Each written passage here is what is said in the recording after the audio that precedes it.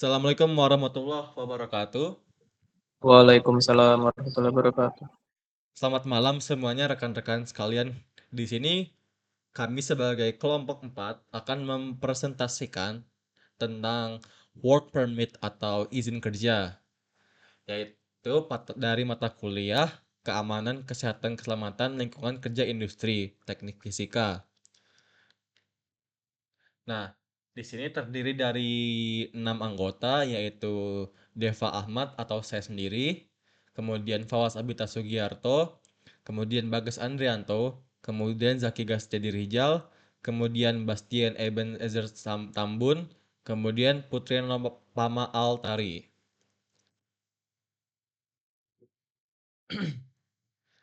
Selanjutnya akan dijelaskan oleh Saudara Bastian. Waktu dan tempat dipersilahkan. Oke, jadi di sini saya akan menjelaskan tentang work permit atau izin kerja. Apa sih itu izin kerja? Izin kerja itu merupakan izin atau persetujuan resmi yang diberikan kepada pekerja untuk melakukan pekerjaan tertentu yang memiliki potensi bahaya atau risiko.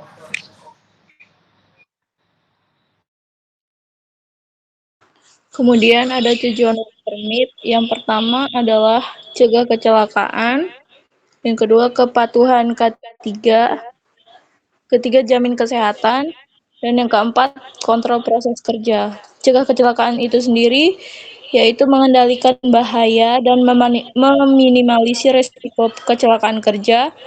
Kemudian kepatuhan K3 itu memastikan pekerjaan sesuai standar K3 perusahaan.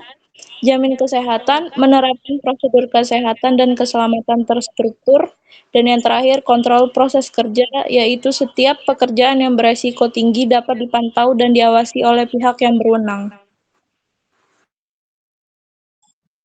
Oke, selanjutnya ada jenis-jenis work permit atau izin kerja. Yang pertama yaitu hot work permit, yaitu diberikan untuk pekerjaan yang melibatkan percikan api atau suhu tinggi, seperti pengelasan, pemotongan, dan pekerjaan lain yang berpotensi memicu kebakaran.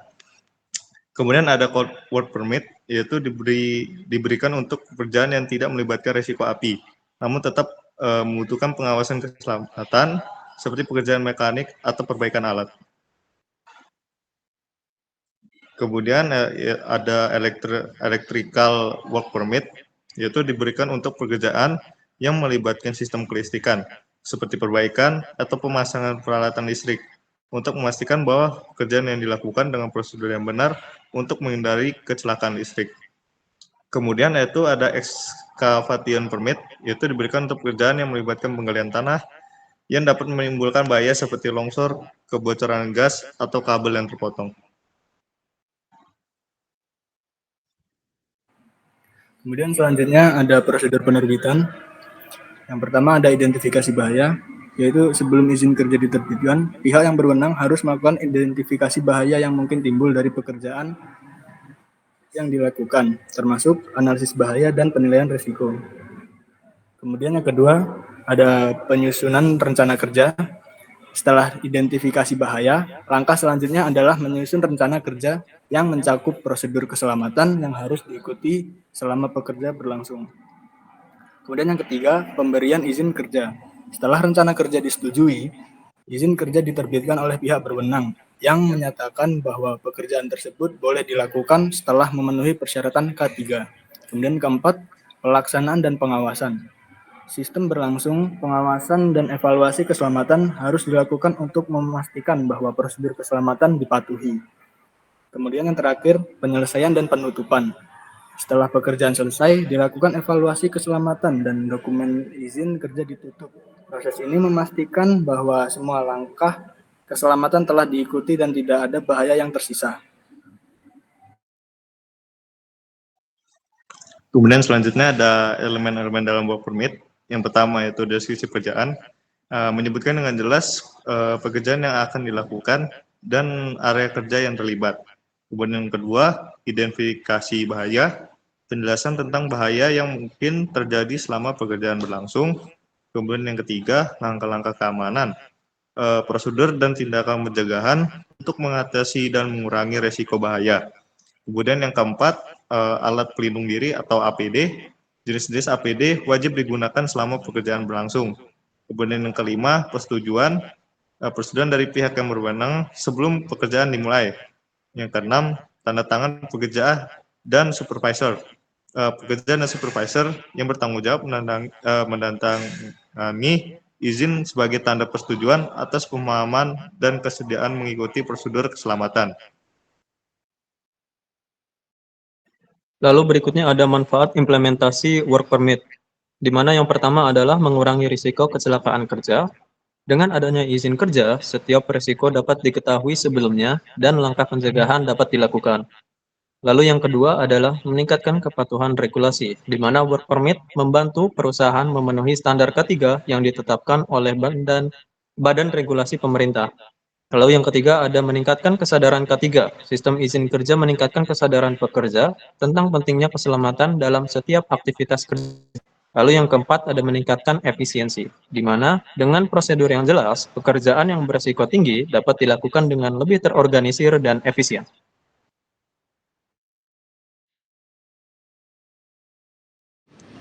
Adapun kesimpulan dari work permit ini adalah sistem work permit adalah alat penting dalam manajemen K3 untuk menjaga keselamatan dan kesehatan pekerja, terutama pada pekerjaan yang berisiko sangat tinggi.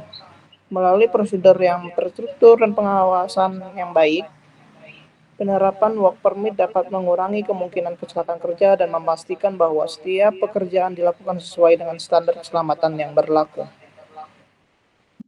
Kemudian ini adalah contoh hot permit, di mana yang pertama bisa dilihat bahwa terdapat tulisan hot work permit, artinya adalah berliput dengan api atau kebakaran tinggi. Lalu yang pertama ada validity of the permit, tanggal valid permitnya, lalu ada lokasi permit, dan deskripsi kerja. Setelah itu ada personal carrying out the top, di mana yang mengerjakan, lalu ada in charge of hot work, di mana yang bertanggung jawab tentang hot permitnya, lalu independent responsible officer for checks, itu adalah yang bertanggung jawab, officer yang bertanggung jawab.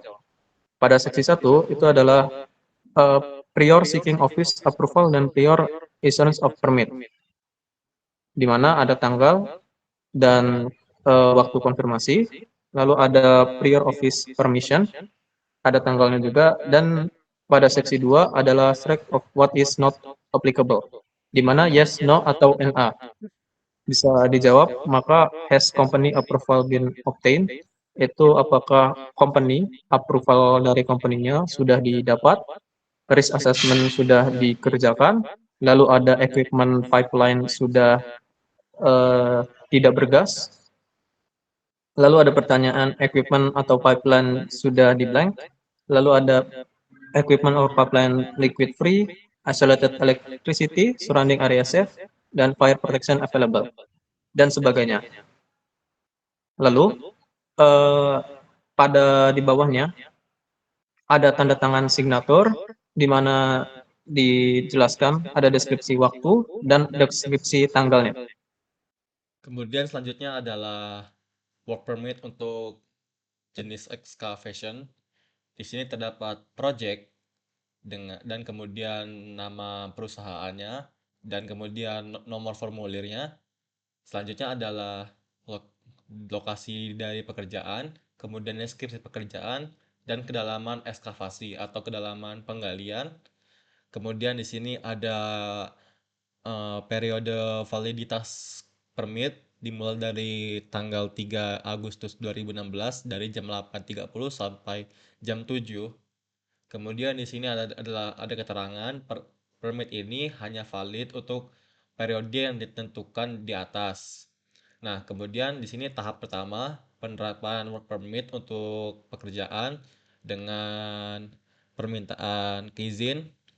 Kemudian ada terdapat keterangan saya telah mengecek dan mengkonfirmasi mengikuti pengukuran USH yang diambil untuk memastikan keselamatan dan keamanan pekerja pada pekerjaan dan sepenuhnya memahami mmm, naturalitas kerja. Dan kemudian di sini terdapat lisensi power grid, nomornya sekian, dan kemudian terdapat proper dining system, yang di sini terdapat keterangan yes, yes, yes. Dan kemudian di bawahnya terdapat nama pekerjanya, terus kemudian date and time-nya tanggal 3 Agustus 2016 jam 8.23, dan di sini terdapat tanda tangan, dan di sini terdapat keterangan dari pekerja tersebut, dan di bawahnya juga sama terdapat nama dan tanggal kerjanya jam 8.25 dan tanda tangannya. Kemudian step 2, evaluasi work permit penerapan oleh safety assessor WSHO atau WSH personel. Dapat keterangan yaitu aku telah mengecek dan menganalisis lingkungan sekitar. Dan di sini terdapat pekerjanya dan destination, date and time, tanggal 3 Agustus 2016 jam 8.27, dan terdapat keterangan. Kemudian stage 3 adalah isu yang dibahas di work permit oleh project manager atau site engineer, dan terdapat namanya siapa, destination-nya, dan date and time-nya. Kemudian step 4 adalah notifikasi penyelesaian pekerjaan di atas oleh subkontraktor, pengawas subkontraktor. Dan kemudian step 5 adalah eh, pengakuan penyelesaian aktivitas oleh kontraktor utama dengan nama dan date and time-nya. Oke, sekian presentasi tentang work permit dari kelompok 4. Terima kasih dan rekan-rekan semuanya telah menghadiri presentasi pada malam hari ini. Lebih dan kurangnya kami mohon maaf. Saya tutup. Wassalamualaikum warahmatullahi wabarakatuh. Selamat malam semuanya.